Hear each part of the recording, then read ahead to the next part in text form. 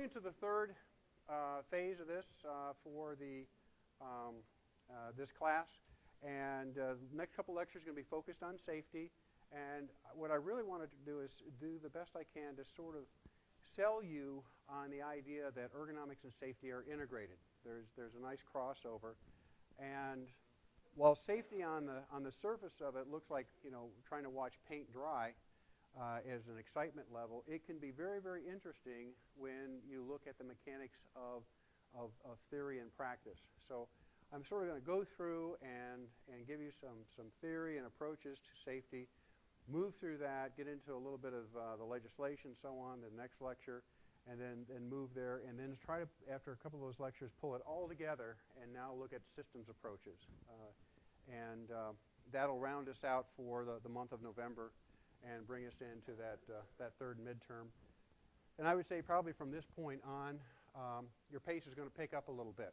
So, you know, keep that in mind because you've got your projects moving forward if you want to do the projects, and it looks like many of you did. I'm grateful for that. But also just staying on top of the information. And someone asked me, said, well, what's the percentage breakdown going to be on the third midterm? About 40% will be from this content. So basically from, Tuesday's lecture, right, which wasn't counted, all the way up through the last lecture that I'll be giving. That'll be 40% of the exam roughly. And the other 60% will include the first and second midterm content. All right, so the questions will be different, of course, but it'll involve that. So it's comprehensive, but that's kind of how it's going to be broken down. So a little more weight on the third part of the course, but not significantly so because there's only so many questions I can ask you during an exam period. And so it's a strategy that you may want to be thinking about. Okay. Here we go.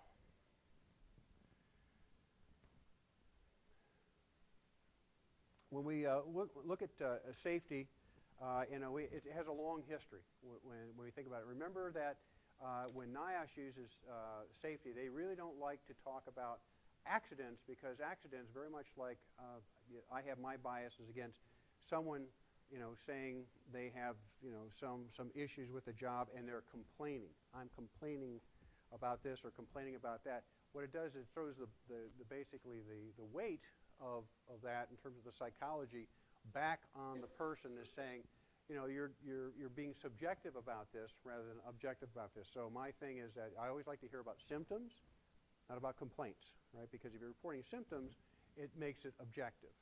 So NIOSH is very much the same way when it comes to safety. They don't like to talk about accidents as accidents because it gives the appearance that the accident was something that was caused by the individual rather than something they like to term incidents. An incident occurred, which makes it more objective. Now, it sounds a little bit like wordplay, but think about that next time you talk about, oh, so-and-so had an accident. Well, was it their fault versus an incident occurred in which someone got injured, right?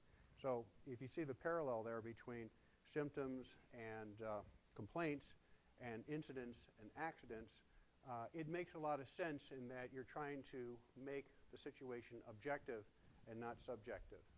So when I talk about accidents in this framework, think about incidents as something that would be seen as objectifying the nature of what happened.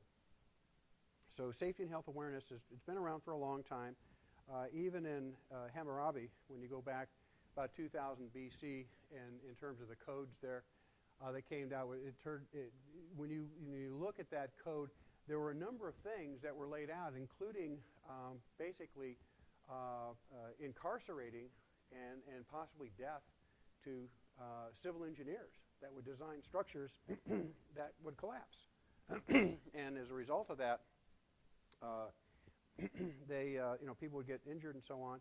That the code was you will not build a structure that will collapse on somebody and kill them and kill their family. And if you do, you will be jailed or you'll be put to death yourself. And it's interesting when you go all the way back to think about that in terms of form and function, that had play as early as 2000 BC in terms of being recorded. Of course, it was probably played out much earlier than that in terms of how people conducted themselves. So milestones in the safety movement, and when we talk about the U.S., we look at first safety program in 1892. Many of you think that really things got going in this country in 1970 with the Occupational Safety and Health Act and with NIOSH, National Institute for Occupational Safety and Health, created in the same time, that all of a sudden things were moving forward and that really not much happened before then. But there was actually quite a bit, but it was more fragmented and focused on specific industries.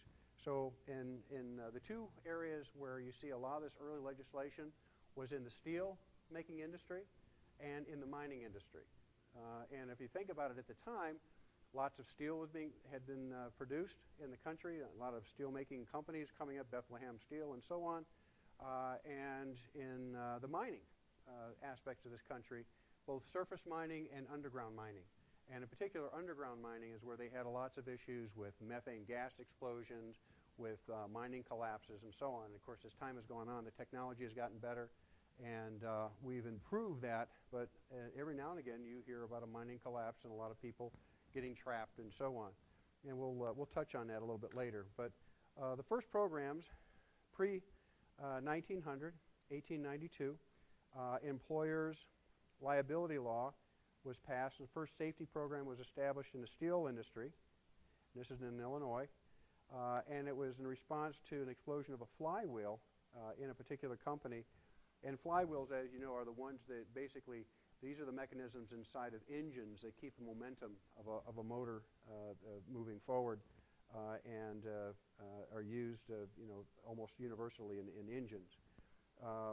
After that, we had the creation of the Bureau of Mines, the research group in 1907, and then the passage of the first workers' compensation law as early as 1911. So when you think about workers' comp, don't think about modern workers' comp laws. It had been around for some time, and that is that when someone gets injured, they get some compensation as a result of that work-related injury. And then, of course, passage of the Occupational Safety and Health Act in 1970, as I mentioned earlier. So when we look at some safety benchmarks in industry, factory inspections in Massachusetts in 1867, 68, the first safeguard barriers were patented. So people were now getting patents for building basically fencing around moving parts. In Pennsylvania, passed the law, 2 exits from also people trapped, and the less, because maybe looking at LS for your statistics in terms of making your case for your projects, they have been around a long time, and they were established back in 1869. So they've been around quite some time.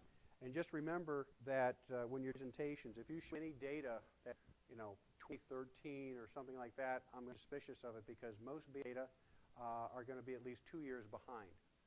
And that's because they just don't keep up with their postings. And the earliest data we find is about 2011 is what I would see probably as your earliest thing, although we're coming back at the end of 2013. Now, actually, the new federal fiscal year, which began October 1st. So the federal government sees this as 2014. So I would see something that we will, in terms of BLI, maybe 2012. I would probably into something like that if I had data being. And then 1877 in Massachusetts, we had safeguards for machinery, moving parts, and so on.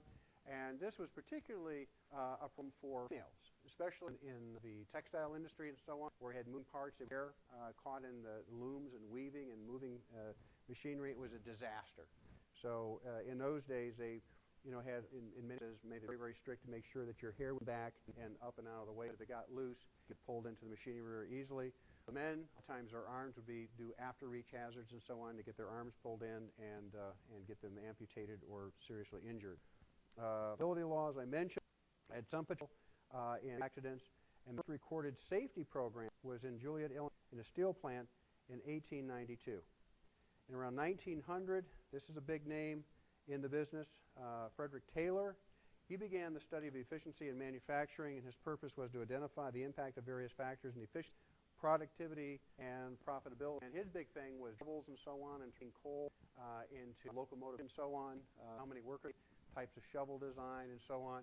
And so This is the first intersection that I want you to think about where we're now really tying in ergonomics from the industrial engineering side of the equation, looking at product efficiency and so on with safety. So I defer you on that because that's an intersection right there. We say, well, what's safety have to do with ergonomics? This is one of the early intersections where you can see these two cross over each other. Organized labor played a very large role over time in the safety movement in the United States, particularly for those looking at anti-labor laws where safety was an issue in the workplace. And in many instances, labor would go through and conduct their own audits. And this is in recent years. And if they saw an unsafe condition or a work situation, they had the authority to shut down that operation until it was fixed. And what that did was it motivated industry to come in and take a look at it and said, I'm not going to expose people who are in the workforce here and part of the union to this hazard, and it needs to be fixed. And that really motivated industry to come around and say, okay, let's try to get this fixed, because if it's not working, then nothing's getting made, right? Nothing's getting done. And so it was a very good leveraging technique for incorporating safety throughout the facility.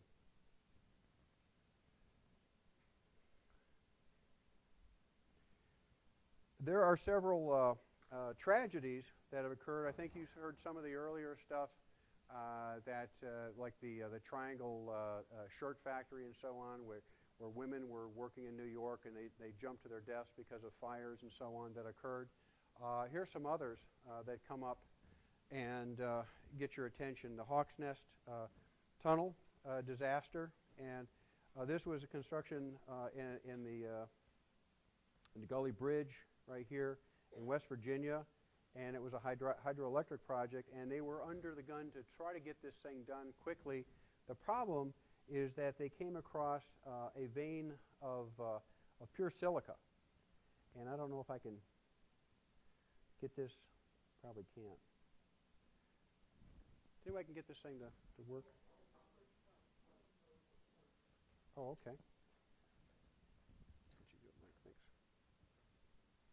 Thanks. It's worth seeing.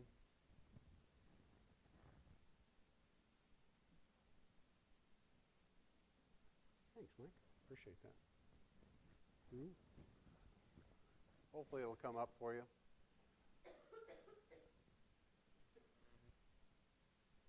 It's thinking. Here we go. Hopefully it's still up there.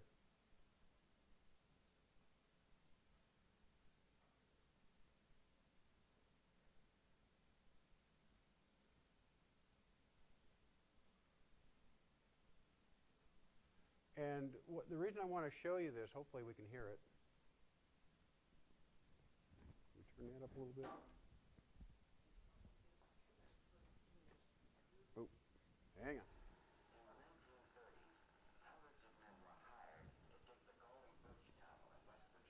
Can you hear that okay?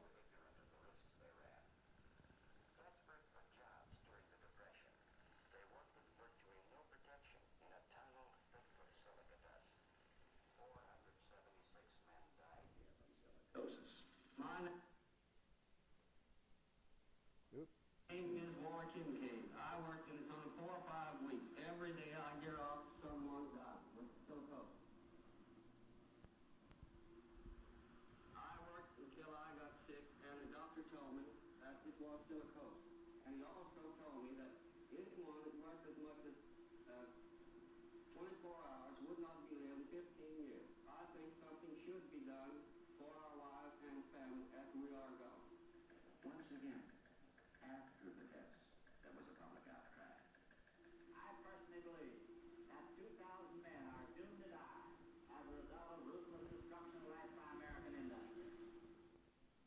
The next year, 1936, the Walsh-Erie Act was passed. Although it only applied to contractors doing business with federal agencies, it was the first time the government directly imposed health and safety standards.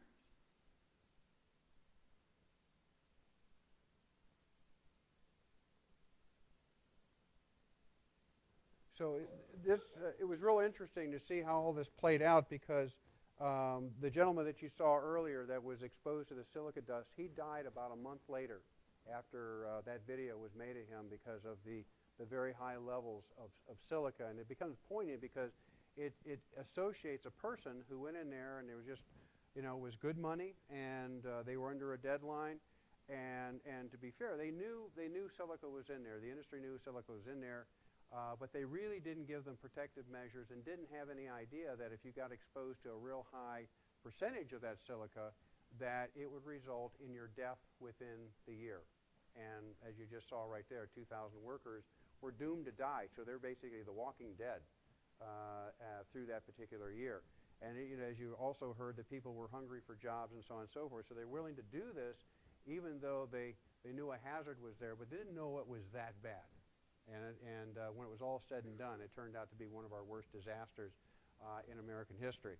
So it's something to pay attention to when you see these kind of things, especially when you've got video clips of a guy talking to you, and then a month later he is he's gone. He had a family, he had kids, he's gone. So the next then came the, they call it a menace. I think it's more than a menace.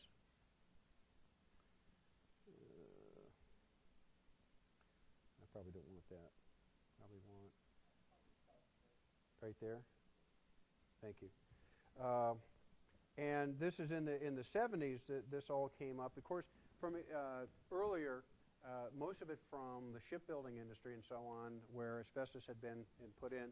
But then also it was used as an insulator, and it turned out that more and more people, and it took up to the 70s for these large epidemiologic studies to be done, to look at the relationship between asbestos exposure and mesothelioma, a very specific kind of lung cancer that came out. And so this was a big deal, and you can still see it today on television. It says, you know, have you been exposed to asbestos? If so, you know, call 1-800, we'll get your money, kind of a thing. And the idea is that, you know, these workers putting their claims on before they die. Right, because many of them are afflicted with this. And sometimes it's further complicated if they smoke, because there was a synergy between smoking and the asbestos exposure. Bhopal, India, this was, when I was getting going in this business, Bhopal came up as really one of these benchmarks of now exporting a lot of our hazardous manufacturing processes overseas. So when this tragedy happened in Bhopal, India, it was one of the worst industrial catastrophes. Why? Because basically when the plant blew up, this plume of poisonous gas made its way over the city and killed a number of people. Didn't have anything to do with the plant. They just happened to be downwind of the facility and died from that pesticide exposure. Union Carbide ended up paying out a lot of money as a result of that, and it was a lesson learned about exporting businesses abroad and making sure that safety and health elements were built into the manufacturing processes. And the thing that we'll talk about a little bit later in this class is what I call the zombie zone, is that a lot of these major catastrophes, accidents, usually happen early in the morning hours, you know, between 3 a.m. and 6 in the morning and so on, when people are sort of out of their biorhythms and so on. But this is a pretty big deal, and the folks in Bhopal never forgot about this incident to this day. So when we look at development of accident prevention techniques, there are a number of them that are widely used, from failure, minimization, fail-safe designs, isolations, lockouts. Also, we all see these on lockouts, tagouts.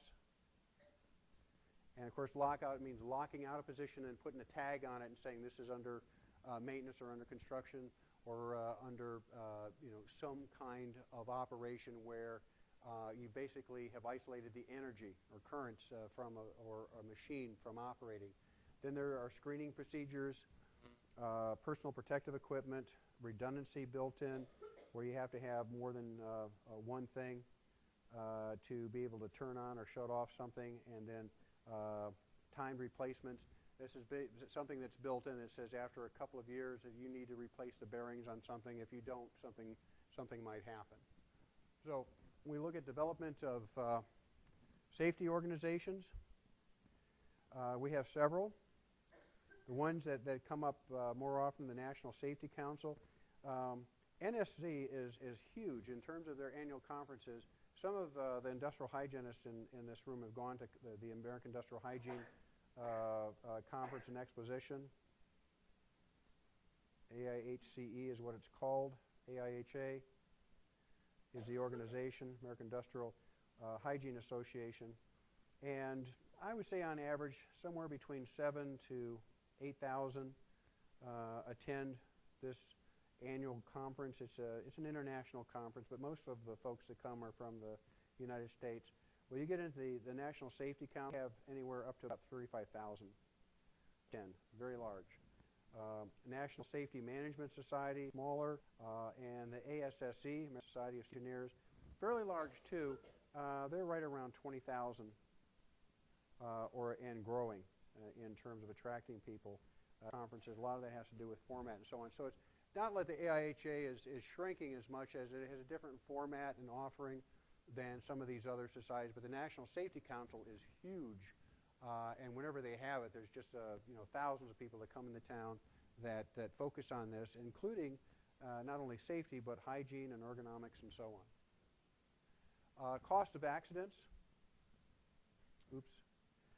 We look at this around $150 billion annually. That looks at direct and indirect costs, so make a note of that so that you know that we're in the billions of dollars. I'll hold you accountable for that. And we look at industrial deaths in the United States, leading causes. Now, there's going to be a separation here. I want you to make this distinction between accidental deaths and work-related accidents. Okay, so accidental deaths, number one is motor vehicle accidents. Okay, then number two are falls. Then we have poisoning, drowning, fire-related injuries, suffocation. Now, leading causes of death, top three are, as you already know, would be heart disease, cancer, and then stroke. But then we get into looking at, and of course these are somewhat age-related. These right here, usually we're looking at those people, really starting from the 50s and greater. But when we get into work-related, then we're dealing now with a fairly large percentage and drop in decline in terms of the population from 1912 to 1998, an 81% drop, basically a rate of 21 per 100,000 to 4 per 100,000, which is great progress. And then when you look at the types of accidents that are occurring, 35 million hours are lost annually as a result of these accidents, and the actual time lost, disabling injuries does not include the additional time for medical checkups and so on. And we look at leading causes of death in workplaces now. This is where I want you to make the distinction. The first two are the same, right, where we look at motor vehicle accidents and we look at falls. Those two are the same as we see across the board. And then after that, it separates out a little bit because we looked at overall accidents and now work-related. And work-related, then that third one comes up, electric current. So being electrocuted, shock hazards and so on are number three in this business. So make that distinction between the two. But more importantly is that generally speaking, we look at motor vehicle accidents, we look at falls. That happens in the general population, but it also happens to be the top two in the workplace in terms of deaths. Then we have drowning, fire-related, air transport. And this air transport isn't like big planes dropping out of the sky. I think more people are being annoyed by the issues that are coming up with these airlines lately because I think they're just being overused and still, well, it's another story because I fly a lot. But these are basically dealing with a lot of small planes. It's amazing to me when I look at Purdue and our safety record that any time you look up in the sky, you walk out, I guarantee you'll see a Purdue plane, basically doing a big circle around. They do a lot of touchdown and takeoffs, and this is from the College of Technology. And we have one of the most active pilot training programs in the country. The high flyers there, as I call them over in the technology side of it, they give them the jets to learn on, and the rest of them learn on props, right? So they have a way of separating out the cast of students over there. But it's amazing to me that we have so much of this going on day in and day out that we don't have any issues. And we have had, historically, every now and again you get an anomaly where a plane will crash or something will happen, an adverse event. But for the most part, we have one of the best safety programs, in my opinion, in the country when it comes to aviation safety and training our future pilots. Couldn't think of a better place to get such a degree. But that's what we're talking about, these smaller aircraft. And then poisoning, and then water transport related. So in that order, I'm not going to hold you responsible for this whole list because I just think lists are something that you don't have to memorize, but you should be. I will hold you responsible for the top three in terms of work related. You should know those. The leading causes of injuries, look at that, overexertion, right there. That's why when I talk about bad backs or big bucks, you know, there you go, overexertion. Now here's our tie-in there. Impact accidents, things hitting you or you hitting them, and then third, falls. Then body reactions, compression, motor vehicle accidents come down, and these are leading causes. Now these are injuries, right? Not fatalities, but injuries. Then exposure to radiation or caustics, and rubbing and abrasions, then exposure to extreme temperatures. I'll hold you responsible for these three: overexertion, impact, and falls. Why? Because there's some similarity there to the fatalities versus injuries. Certainly the falls come into play, and further down the list you see motor vehicle accidents because of the energy transfer issues. We'll talk a little bit later. But falls seems to occur just about in every category when we're dealing with injuries and fatalities in general or work-related. Death rates by industry category, numbers there in terms of how we, from highest to lowest. We have mining, ag, construction, transportation, government, manufacturing, services, and trade. I think that's it. So we look at all these. If I were to ask you to look in your crystal ball, do you think mining and quarrying will continue to be the number one industry in terms of number of workers exposed versus fatalities, or let's say over the next 10 years? Yes or no? And if no, why? Less of it? Why? A lot of these, especially underground mining, right? They're drying up, if you will. Why? Because of fracking, right? The new technologies that we're using, and shale oil, right? We're just getting a lot of our energy from that. We're basically discovering this new kind of technology that we're using. There are going to be fatalities associated with that, injuries associated with that, but nowhere near what we've been seeing in the past with mining, in particular underground mining. So if you go out to Pennsylvania and other places, West Virginia, these mining towns that were just booming in terms of coal and so on. I mean, they couldn't get enough coal out of the ground to satisfy the injury needs, the industry needs of the U.S., but also for China and other parts of the world, no longer have that need.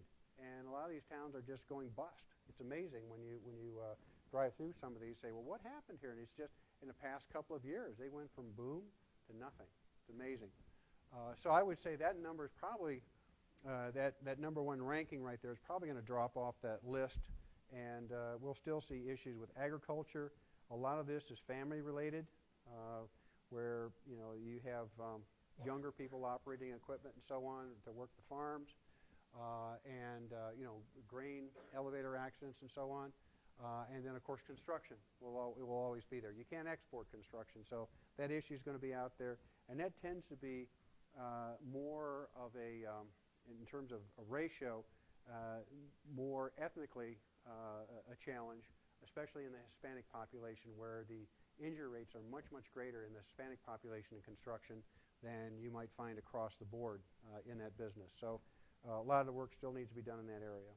And then I'd also predict that transportation is going to increase as well, as more and more of us will rely upon public transportation and transport, and people getting into different hours and so on, that this may become an issue. So ranking of injuries according to body parts. Number 1's back. Then we have the legs and the fingers. Then we have the arms, multiple parts of the body, the trunk. And the trunk includes more than just the back, right? The whole part of the torso, the upper torso. Then the hands, then the eyes, then the head, then the feet, neck, and then toes, and then body systems. Body systems would be something that, in my way of looking at it, sometimes becomes secondary. So, for example, let's say you hurt your back, but along that process you develop sciatica, right? So you hit that sciatic nerve, and so now it's part of a whole system, right, and impacting on the whole leg as a result of that nerve injury. So that's where that's coming from as a last point. But notice again, the back right there is leading the way in terms of most frequently injured to least in this list. And then we look at chemicals and chemical burns. Acids and alkalis, of course, are what's neutral, by the way? What's a neutral pH? About 7.2, right? 7.2, right around there. So anything less or greater than that, right? The more acidic you go, closer down to 2 or so, you get some very acidic, and then you can get burned just as well on the alkali side of things, going above 7. So you have your soaps, detergents, cleaning compounds, solvents and detergents, calcium hydroxide, potassium hydroxide. That's our list right there. But it's just this general class of acids and alkalis when you're looking at greater than your pH 7.2, neutral. Oh, sulfuric acid. Oh, forgot about you. Sorry. Most heat burn. This is kind of interesting. When I was looking at this, I would have thought, if I hadn't known the literature as well as I do, that I would have thought water would have been something that would have led the way. Turns out it's not. Flame leads the way in terms of burns. And then when you work your way down the list, molten metal, that's a disaster. You definitely don't want that happening to you. Petroleum. Then finally, as you come down the list, steam, of course, and then water, right? And of course, we're dealing with hot water. But I would have thought that would have led the list just in terms of incidents and so on, but most frequent causes of heat burn, I guess it's the way it's classified. So your top one is flame, and then down at the bottom, dealing with hot water in terms of those kind of injuries. When you look at rates, accident rates are especially high in developing countries, as you probably know about this, in terms of infrastructure, such as regulations, training, record keeping, and so on. So these numbers are very, very high when you travel out. And I've been all over the planet, as most of you know, and some of the places I'm just amazed that you don't see more injuries occurring. For example, I've been in places like Mumbai or New Delhi or Xi'an, where just you got traffic just going every which way. Shanghai, going every which way, and you just say, oh my God, I'm surprised more people aren't killed just crossing the street. Turns out quite a few people are. But it's becoming more and more an issue as more people get into motorized vehicles and they have that energy displacement. So in terms of accident causation, there are a number of different theories. And while this may be a little dry to you, try to energize yourself a little bit just for the next couple of slides and think about the different theories that are out there in terms of causation. And what I'd like you to do is pick your favorite accident theory, one that resonates with you and says, you know what, when accidents or incidents occur, I believe it's a result of this particular theory, at least to me, okay, and your personal experience. And there are a number of them out there. I have mine. I have my own. I won't tell you exactly what it is, because if I do, then I might bias through your thinking. But I'll tell you after you put your hat in there in terms of what your thought is. But we have the domino theory, and this is basically one after another. I like always to use the analogy that if you don't take care of business up front, it's going to result in a disaster at the end. And you heard the analogy about the nail coming out of the shoe on the horse, right? And then basically losing the war, right, as a result of all these horses that came up lame and died and then the general couldn't attack, right? Because all for the want of a nail that should have been fastened properly inside the shoe. So this is a concept of a domino theory, where accident causation is one of the earliest out there, where it points to a series of factors which leads to an accident, the idea being that there are axioms in industrial safety, and according to this theory, there are 5 factors that lead up to an accident, and these are ancestry and social development, the fault of the person, unsafe act, mechanical or physical hazard, the accident itself, and the injury. So this is not an order. These are independent of each other. But look at it, when you look at it, fault of the person, unsafe act, and so on, see how those are kind of related? Much of this is biased against the individual rather than looking at the design of the job. So it's not one of my favorite theories out there, but it does have some basis in which you look at a causal event and what it may relate itself to other things. Ancestry and social development, here it's basically talking about culture, but it's say, you know, if you come from, you know, crazy ancestors, you're going to be crazy yourself, that kind of thing. You know, it's real more of a cultural thing where people might do things a certain way, and as a result of that, they have an adverse outcome, you know, to what they're doing. So in following this, it's kind of interesting in looking at each one of these as a starting point for if one falls, then the other fall in a cascade leading up to that adverse outcome. Then we have an accident causation attributes or chain of events caused by human error, and these are 3 broad factors: overload, inappropriate response, and inappropriate activities. So this one resonates a little bit more with me. Not my favorite yet, but it makes a little sense. Overloading. One of the things I mentioned to you that I avoid this campus or try to avoid this campus about a week before school starts, and you know, a dead week leading up to final exams week. And this is my overload theory: is that you're so charged up with thinking about the events that are coming up in terms of exams and projects and so on, that you have very little bandwidth to think about some other things. And as a result of that, this may lead up to the potential for possibly, you know, getting into an accident or causing an incident. So that's an overload.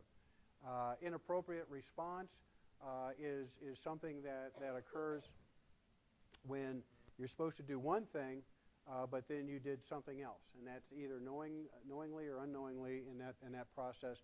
And then inappropriate activities, you know, this could be something as simple as horsing around, and in doing so, you know, you got injured in the process. When you look at aspects of causation from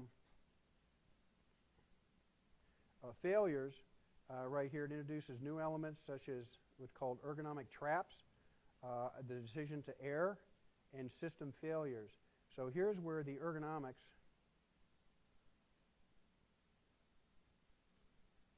and safety intersect with each other again, where we're basically setting something up for, it's designed for failure, a decision, making the wrong decision based upon the information you're given, and just outright system failure, where either you try to override the system or the system is designed in such a way that there's nothing you can do about it, that it's just going to continue to go forward and fail on you. So this is more on the cognitive side of the equation and system design. So when you look at epidemiologic aspects of accident causation, now it's just about numbers, right, where we want to basically go out there and see what's happening and then get into these rules of numbers of saying, if you've had so many incidents that have occurred, this many will result in nothing happening to you. This percentage, a much smaller percentage, it could be a 10-to-1 rule or whatever, that result in some kind of harm. And then of all those, one of these will result in a fatality. So it's that kind of pyramid or inverted pyramid approach, if you will, in terms of looking at this approach. And there are a number that come into play with this in terms of the components: the person, the machine, and the environment. And remember I showed you early on this whole idea about that sweet spot, right? That you want to increase that sweet spot. So here's a person, Here's a machine, and here's your environment right here. And the idea was that the more this overlapped, right, the better it got in terms of the interaction. Well, what this is proposing is that when you look at these things that build up to accidents, there's a disconnect between the person, the machine, and working in that particular environment. No connection between the two, so that there's no overlap or no symmetry in that design. So that's where this is coming from in terms of the lack of harmony with that between the person, the host, the agent, and the environment. When we look at aspects of the no one particular model, that we look at a combination of these, then we have to look at things like behavior-based safety, 7 principles here: intervention, identification of initial factors, motivation to behave in a desired manner, focus on positive consequences, the application of the scientific method, and planned intervention. So all of these right here have some basis, and I think some of you have seen these or at least heard about these. So, and I've seen them work both ways. I've walked into facilities where if everyone works safely for a whole month and doesn't report an injury, that we're going to have a pizza party at the end of the month, right? Management's going to hold a big pizza party. We're going to have a great time. And so I've walked into meat processing plants and other places where I'm seeing people literally limping around, like this, bandage up here and there. And I said, how many injuries have been reported this month? 0. And you look at, the date right now. Here we are, the 29th of October. Only a couple of days ago. You can imagine if someone got hurt, let's say yesterday, the peer pressure that's on that individual to not report that they got injured. Why? Because you're going to crash the party. Think about that, right? So this may have been something very legitimate in terms of what caused that particular injury. May have been totally outside the bounds of behavior, and the person is not going to report it, because if they do, bam, that's the end of the pizza party. I've seen that. That kind of incentive can backfire on you, and people can get seriously hurt in that process. And so we have to be very careful about how these things work. On the other hand, I've seen incentives that in terms of immediate reinforcement work really well. So if I were to walk around with Halloween coming up and so on, and I'm saying, okay, I've already picked out who the best in my class are going to be, my top 5 students, and I'm all giving you tickets, round-trip airline tickets to Hawaii. So here you go. You're my top performer. Here you're my number 2. Here you're number 3, number 4, number 5. That's going to incentivize a lot of you to say, wow, he's giving tickets to Hawaii to the top 5. I could have done that. I'm going to work really hard and see if I can get a ticket to Hawaii in the next round of exams or something of that nature. That sometimes incentivizes people to really perform and do their very best, right? It raises the game. But also it can create a tremendous amount of stress on a lot of others out there saying, are you kidding me? This is crazy. There's way too much pressure because I've got all these other things going on. What I have seen work pretty well in safety programs is that if someone is properly wearing their safety glasses or hearing protection, for example, I've seen safety engineers walk around and say, hey, thanks, Charlie, or thank you, Lou, or thank you, Emily, for you're wearing your eye protection. And this is where I was in the shipbuilding process, and your hearing protection. Here's a dinner for 2 at Outback Steakhouse. Thanks for doing that. And the word gets out a little bit. You sort of randomly walking around and seeing this kind of thing, and if someone's not wearing it, instead of beating them over the head, the word gets out from Emily, said, hey, I just got tickets to Outback Steakhouse for 2 to use anytime I want, and that's a nice incentive. Should you have to do that? No. It makes sense to do it anyway to protect your eyes, to protect your ears, but sometimes these little incentive programs means instead of hitting you with a stick and giving you a carrot, can work in certain cultures and applications. Not a big advocate of it, but on the other hand, I've seen it, those kind of things build rather than beating someone over the head constantly and telling them that they're failing to measure up to the standards in a particular operation. Alcohol and work-related accidents. This comes out, it's interesting when you break this down, 77%. I'll hold you responsible for this. Percent of drug users are employed. When I talk about drugs, we're talking about legal and illegal.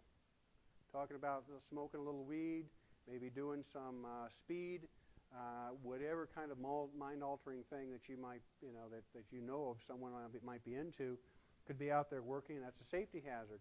But also legal prescriptions as well. Turns out more people are dying today from legal drugs, prescriptions in particular, than the combination of all people dying from crack and cocaine combined. So it's a big issue out there, and that's the thing that we have to be aware of, is that not only are we dealing with those people that may be doing illegal things, alcohol, illegal drugs, but also the legal stuff out there and going in and having a whole different frame of mind because of a prescription drug. So we have to be very careful about that. And we have to realize that the younger set, well, I think a lot of this is set by college culture right here in terms of binge drinking and so on. You have to be very careful about that. When to say when to say no, and so on is very important. And then alcoholism alone causes over 500 million lost days annually. Chemical or clinical depression is another big one that's out there. In terms of it's an invisible problem in the workplace.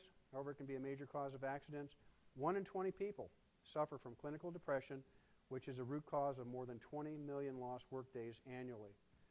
Again, someone can be influenced by prescription drugs and so on to try to level themselves out. It's a problem. I think it's a growing problem in your generation because I think it was just too easy to get access to drugs to alter your mood and so on.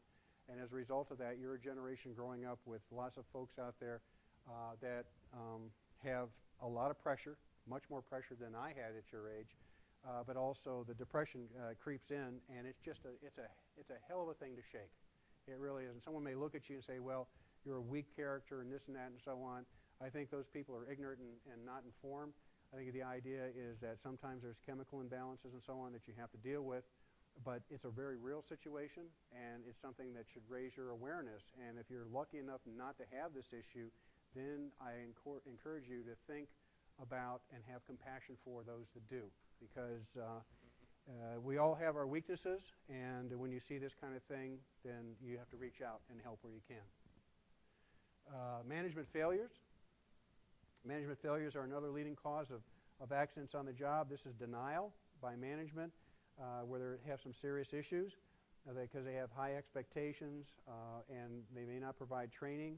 They may not evaluate you properly, and it results in morale issues and so on that can come out and result in unsafe behavior. So a lot of times when I look at issues in the workplace, it's not going after the worker as much as is what's happening in the culture that worker's failing to make a pact with themselves, to take care of themselves, but also to be able to take care of others in the workplace.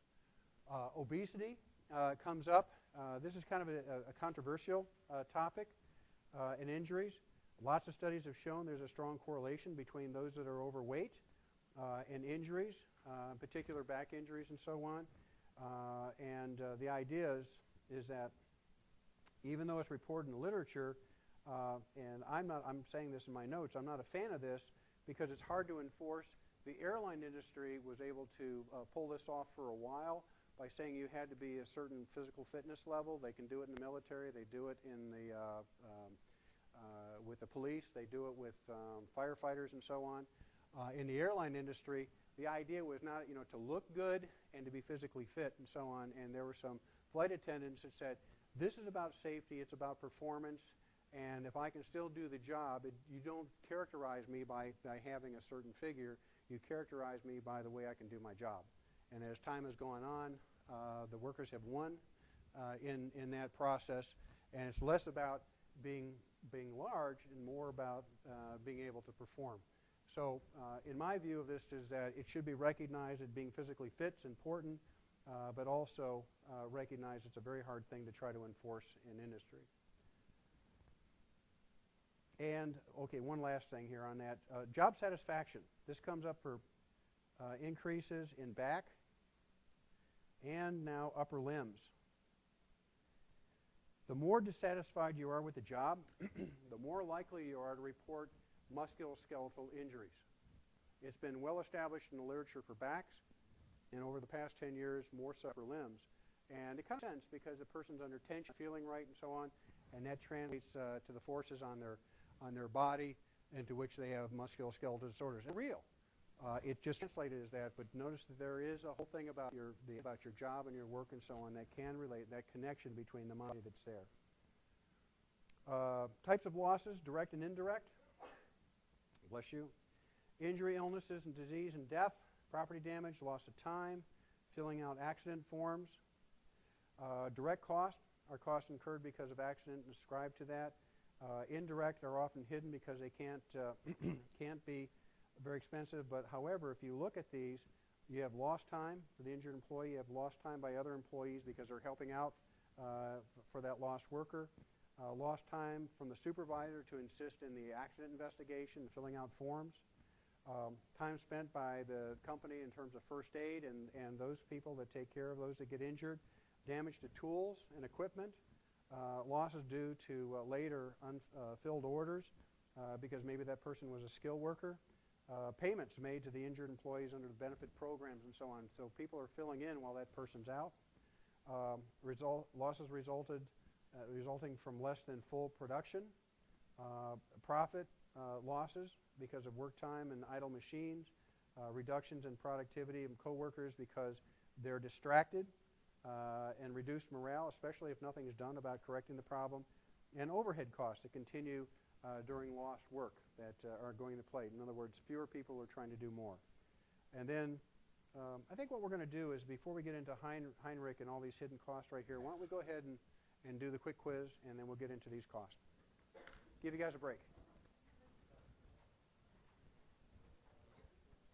Yeah.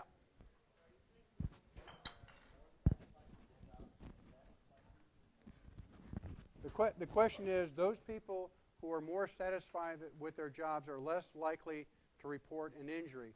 The answer to that is more or less likely to report a musculoskeletal injury associated with the stress of their job. So if they're satisfied with their job, there are people who report less than those who are dissatisfied with their job. All things being equal. That's right. Yeah. Good question.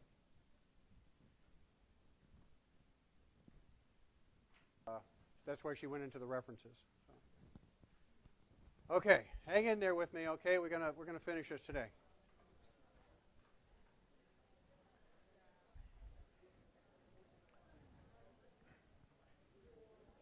Okay, if you remember me earlier talking about ratios and the epidemiologic studies and so on, so this is kind of where this ties in a little bit.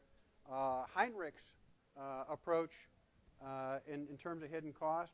That he did a study in the 1920s. Of course, it goes way back. He came up with this 4-to-1 ratio. Hopefully, it's all.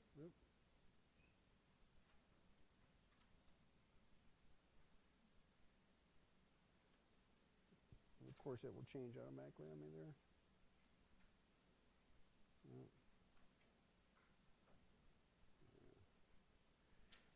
Where he came up with this 4-to-1 ratio. Basically, the real cost of an accident is approximately 4 times higher than the direct cost.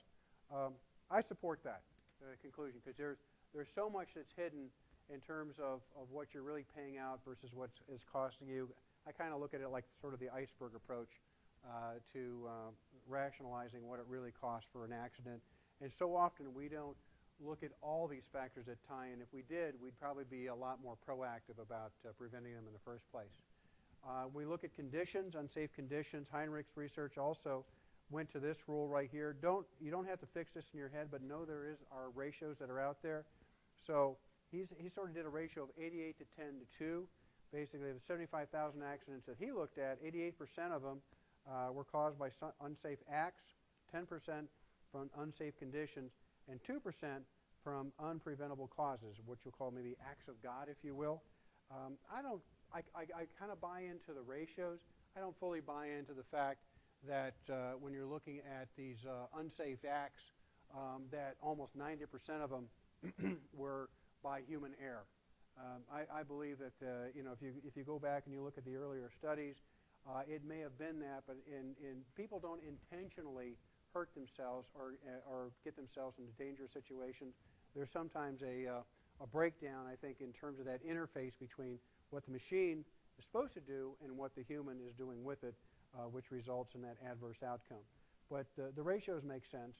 In this case, Heinrich came up with this 329 to 1, determined for every 330 accidents of the same kind, 300 of those, no injuries. About 29 minor injuries, and 1 resulted in a major lost time injury. I buy that ratio. That makes a lot of sense to me. Basically, when you look at it, it breaks down very nicely. 300, let's say 30, and 1.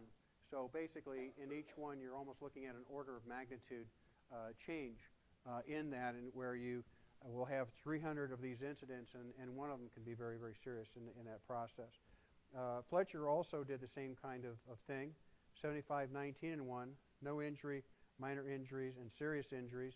So again, you get these ratios that make some sense. And then we have a 500, 100 to 1, where we looked at Burden and Germain looked at the relationship there of property damage and minor injury, and then disabling injury accidents right there of that ratio. And a lot of that is in the energy transfer concept. So when we look at relationship here in terms of vital few, and the Wausau Insurance Company recognized that costs are unequally distributed. And this is an important thing to note. Just like this 80-20 rule that I talked to you about, is that, you know, when you look at back injuries and so on, that, you know, 80% of your costs will be associated with you know, 20% of the people getting injured. A similar kind of thing happens here in terms of safety.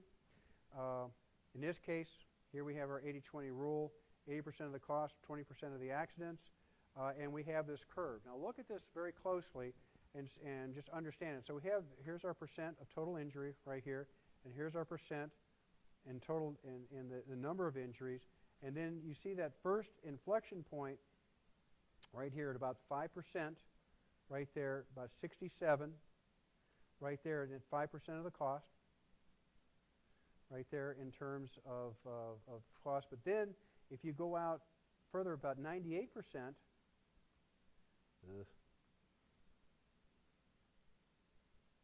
98% right here, you're now at 50% of the cost. And this is the thing that gets me. That last 2%, right here, if I can get the right color for you.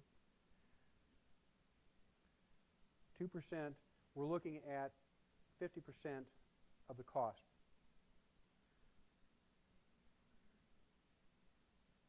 So look at how quickly that goes up right there in the last two.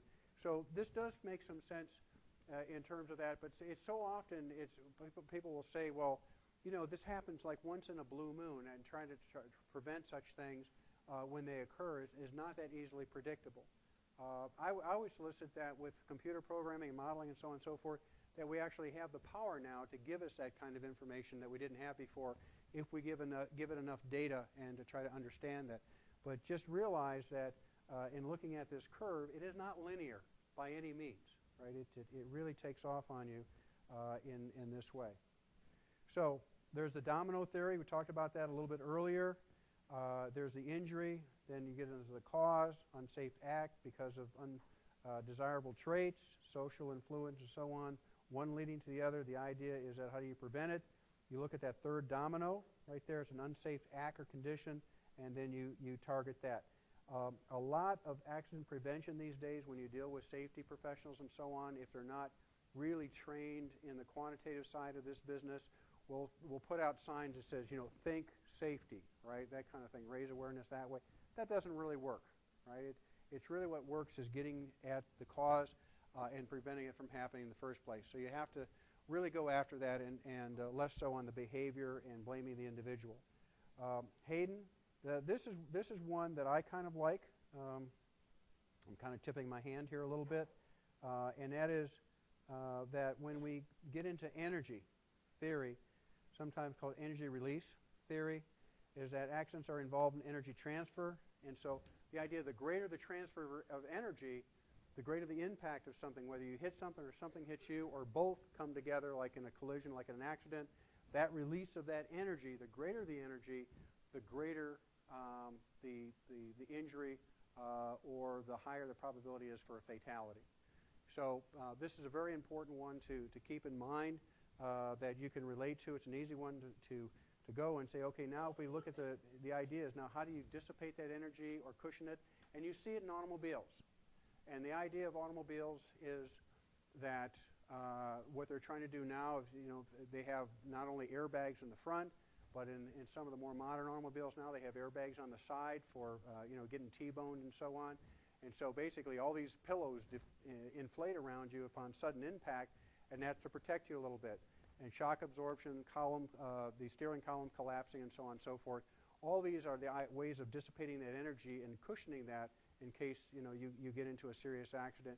And the idea is that it's not causing blame or casting any blame to anybody. It's just saying, how can we dissipate the seriousness of the injury or decrease the potential for fatality? So something to think about and take with you. I'll continue on with this when we get together again on Thursday. Thanks.